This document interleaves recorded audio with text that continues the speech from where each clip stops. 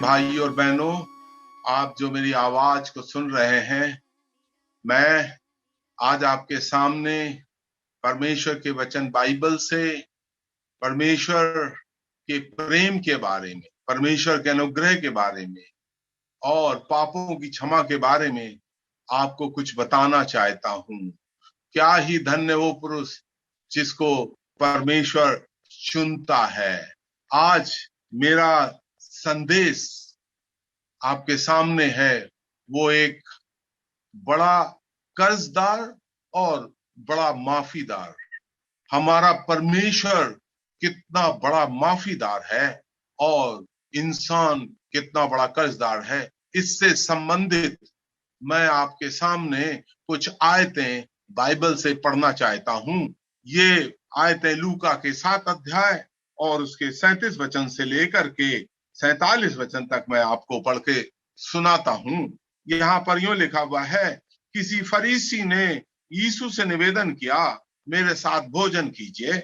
अतः यीशु उस फरीसी के घर में गए और भोजन करने बैठे। उस नगर की एक पापनी स्त्री को ये पता लगा कि यीशु फरीसी के घर में भोजन करने आए हैं। अतः वो संगमरमर के पात्र में इत्र लाई। वो रोती हुई यीशु के पांव के पास पीछे खड़ी होकर उसके पैरों को अपने आंसुओं से भिगोने और अपने सिर के बालों से उन्हें पोंछने लगी। उसने यीशु के पैर बार बार चूमे और उन पर इत्र मला। ये देखकर वो फरीसी जिसने यीशु को भोजन के लिए बुलाया था अपने मन में सोचने लगा, यदि यीशु नबी होते तो जान लेते कि ये स्त्री जो उन्हें छू रही है कौन है और वो कैसी स्त्री है, क्योंकि ये तो पापनी है।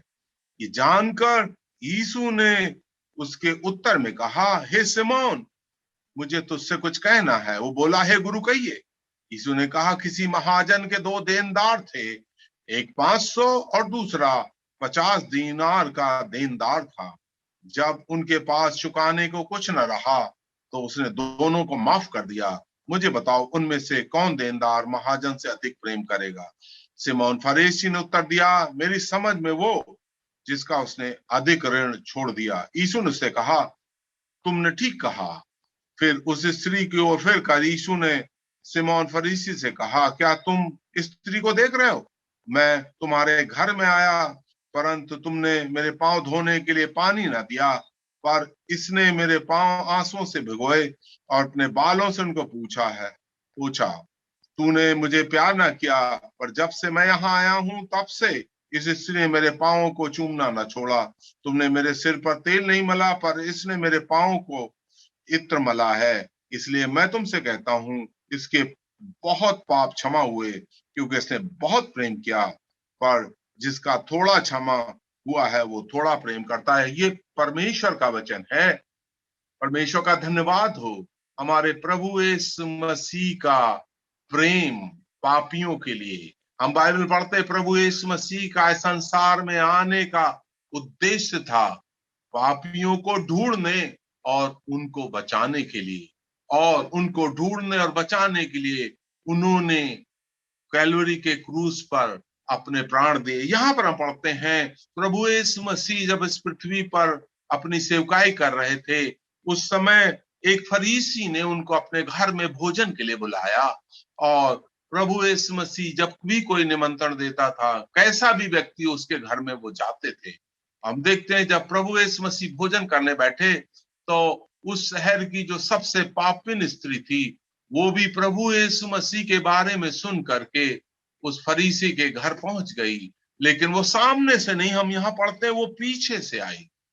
और हम क्या पढ़ते हैं, उसने प्रभु यीशु मसीह के पांव के नीचे बैठकर उसको आंसुओं से भिगोया और अपने बालों से उसे पोंछा और उनके पैरों को चूमा, बार बार चूमा। हम यहाँ पर पढ़ते हैं, मतलब उसके मन में था, ये प्रभु यीशु तो पवित्र है, लेकिन मेरे पैर भटके हुए हैं। इन पैरों में और मेरे पैरों में बहुत बड़ा फर्क है। कितने पवित्र पैर हैं। ये स्वर्ग का प्रभु इस पृथ्वी पर आया है। इस सत्य को इस पापिन स्त्री ने जान लिया, लेकिन जो फरीसी जिनको परमेश्वर के वचन का ज्ञान था उसने नहीं पहचाना। जब फरीसी ने ये देखा कि पापिन स्त्री यीशु प्रभु को छू रही है, तो उसने कहा कि अपने मन में कहा, उसने मुंह से नहीं कहा, लेकिन मन में उसके विचार आया कि अगर यीशु प्रभु एक नबी होते तो वो जान जाते कि ये स्त्री जो उनको छू रही है वो एक पापिन स्त्री है। लेकिन वो जब अपने मन में ही सोच रहा था, प्रभु यीशु मसीह ने उसके मन के विचारों को पढ़ लिया। क्या आप सोच सकते हैं हमारे प्रभु कितने महान थे? वो एक व्यक्ति के विचारों को पढ़ सकते क्योंकि वो परमेश्वर थे। लेकिन सिमोन फरीसी सोचता था वो एक मात्र नबी है, लेकिन वो नबी नहीं थे, उस नबियों के वो प्रभु थे। समझिएगा, वो महान परमेश्वर जो नबी थे उनके प्रभु इस पृथ्वी पर मनुष्य रूप धारण करके आए थे। इसलिए उनके विचारों को जानकर प्रभु यीशु मसीह ने सिमोन से एक प्रश्न किया। यहाँ पर क्या प्रश्न किया?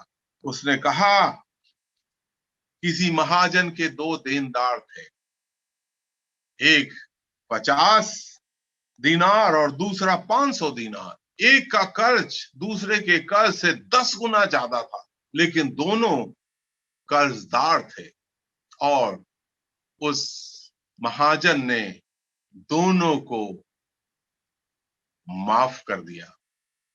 प्रभु यीशु मसीह ने पूछा कि इसमें कौन है जो उस प्रभु से, उस महाजन से अधिक प्रेम करेगा? सिमोन ने कहा, वही जिसका अधिक माफ किया गया।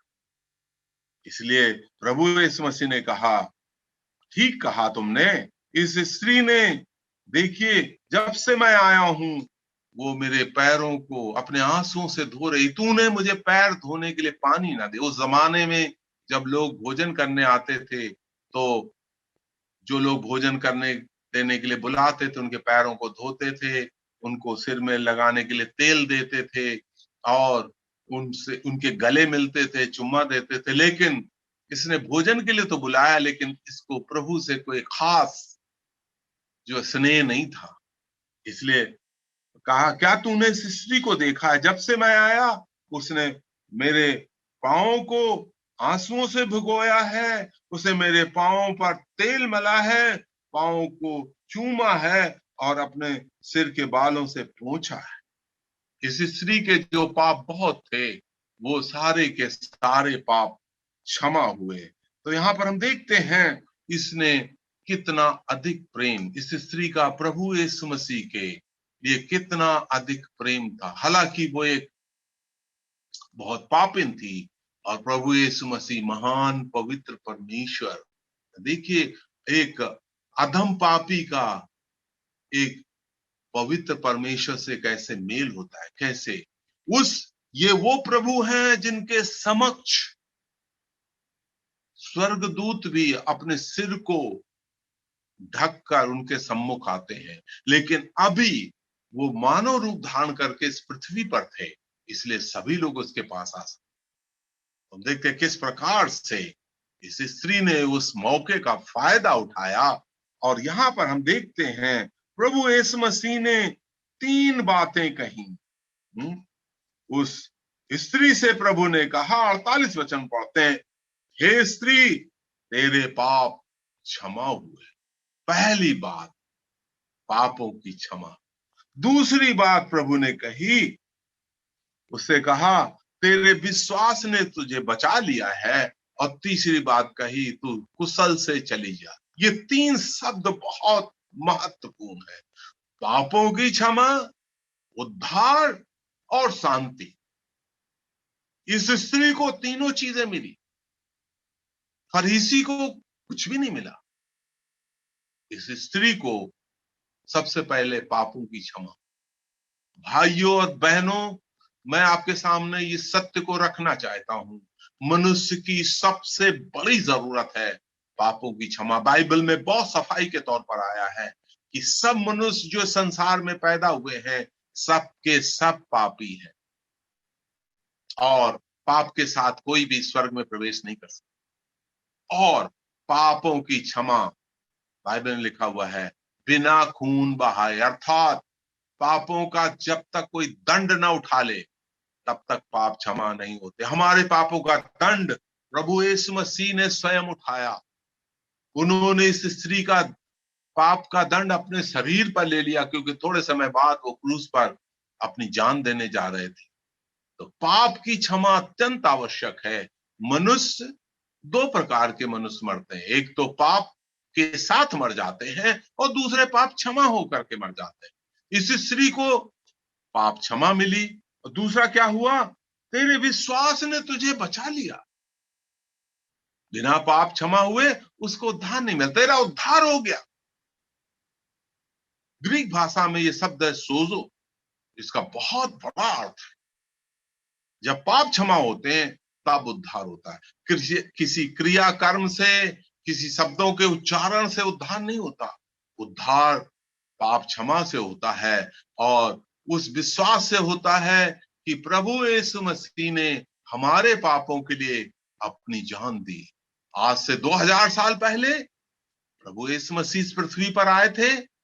उन्होंने 33.5 वर्ष का जीवन इस पृथ्वी पर बिताया और 33.5 वर्ष के जीवन के अंत में उन्होंने कैलवरी के क्रूस पर अपने प्राण दिए। उनके अंदर कोई पाप नहीं था, उनके अंदर कोई पाप का विचार नहीं था, उन्होंने कोई पाप किया भी नहीं था, लेकिन वो हमारे पापों के कारण। भाइयों और बहनों, ये बहुत बड़ा सच है। पाप क्षमा और उद्धार जुड़े हुए। जब तक पाप क्षमा नहीं होते तब तक उद्धार नहीं होता। और पाप क्षमा का एक ही मार्ग है, प्रभु यीशु मसीह पर विश्वास। जब आप प्रभु यीशु मसीह पर विश्वास करते हैं तो बाइबल में लिखा, तू और तेरा घराना उद्धार पाएगा। तीसरा है, कुशल से चली जा। कुशलता, शांति कैसे मिलती? लोग आज शांति की तलाश में कई प्रकार के रास्ते खोजते, कैसे भी शांति मिल जाए, लेकिन प्रभु यीशु मसीह का एक नाम है। भाई और बहनों, अगर अभी तक आपने नहीं सुना तो मैं आज आपके सामने रखना चाहता हूं। उनका नाम है शांति का राजकुमार। वो शांति देने वाला प्रभु है। जो उस पर विश्वास करते हैं उनको शांति मिलती है। कुशलता से चली जा। इस स्त्री को 3 चीजें मिली। उसको पापों की क्षमा प्रभु यीशु मसीह ने दी, उसको उद्धार दिया और शांति दी। भाई और बहनों, अगर आज के दिन तक आपने प्रभु यीशु मसीह को नहीं जाना है तो आज आपके लिए परमेश्वर ने ये रास्ता खोला है, ये मौका दिया है कि आप उसे जाने, क्योंकि उसी के नाम में पापों की क्षमा है। कोई दूसरा नाम नहीं है। भाई और बहनों, इस पृथ्वी पर आप भूले ना, क्योंकि मनुष्य मरेगा और मरने के बाद न्याय होगा। भाई और बहनों, और उस न्याय से बचने का, उस दंड से बचने का एक ही रास्ता है, प्रभु यीशु मसीह पर विश्वास। कि प्रभु यीशु मसीह इस दुनिया पर आए, मेरे लिए क्रूस पर मारे गए और वो मुर्दों में से तीसरे दिन जी उठे। पाप क्षमा प्रभु यीशु मसीह के लहू से। उद्धार बहुत बड़ा शब्द है। एक बहुत बड़ा लेन देन क्रूस पर हुआ। हमारे पापों को उन्होंने अपने शरीर पर लिया, हमें पवित्रता, हमारी मृत्यु प्रभु यीशु मसीह ने ली और अपना अनंत जीवन हमें दिया। यही क्रूस पर बड़ा काम किया। वही उद्धार है। उद्धार का अर्थ होता है लेन देन। अपने पापों को दे दीजिए, प्रभु यीशु मसीह से पवित्रता ले लीजिए, अपने नरक के दंड को दे दीजिए और स्वर्ग का वारिस होने का अधिकार ले लीजिए। उद्धार। और तीसरा है शांति। प्रभु यीशु मसीह ने कहा, मैं अपने चेलों से कहा, मैं तुम्हें अपनी शांति दे जाता हूं। ऐसा नहीं जैसा दुनिया देती। दुनिया कैसे शांति देती?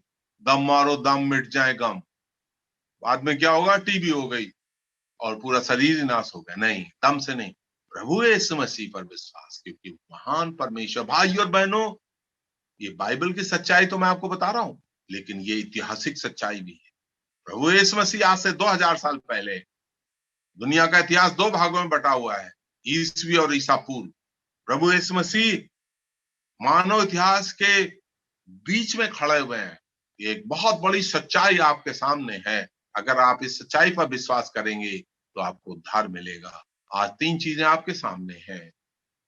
पापों की क्षमा प्रभु यीशु मसीह के लहू से, उद्धार प्रभु यीशु मसीह के नाम से, और शांति प्रभु यीशु मसीह के उस महान काम से। जो कोई भी प्रभु यीशु मसीह पर विश्वास करेगा वो निश्चय उद्धार पाएगा। अगर अभी तक आपने प्रभु यीशु मसीह को अपना उद्धारकर्ता और प्रभु ग्रहण नहीं किया, तो आज ये मौका आपका है कि आप हमारे साथ एक प्रार्थना करेंगे। अपनी आंखों को बंद कीजिए और प्रभु यीशु मसीह से यूं प्रार्थना कीजिए, हे प्रभु, मैं एक पापी मनुष्य हूँ। प्रभु जी, मैंने आज इस सत्य को जाना कि आप स्वर्ग छोड़कर इस पृथ्वी पर आए और हम पापियों के लिए, उस घोर पापिन के लिए प्रभु आपने कैलवरी के क्रूस पर अपने प्राणों को निछावर कर दिया और आप तीसरे दिन जिंदा हुए। इस सत्य पर मैं विश्वास करता हूँ। आप मेरे पापों को क्षमा कीजिए, आप मेरे हृदय में आइए, आप मुझे एक नया जीवन दीजिए और मैं आज से आपके लिए ही जीऊंगा। प्रभु यीशु मसीह के नाम से मांगता हूँ। परमेश्वर इस वचन से आपको आशीष दे। आमीन। अगर आप अधिक जानना चाहते हैं या प्रार्थना के लिए अपना बोझ बांटना चाहते हैं तो दिए गए फोन नंबर एवं ईमेल आईडी पर संपर्क करें।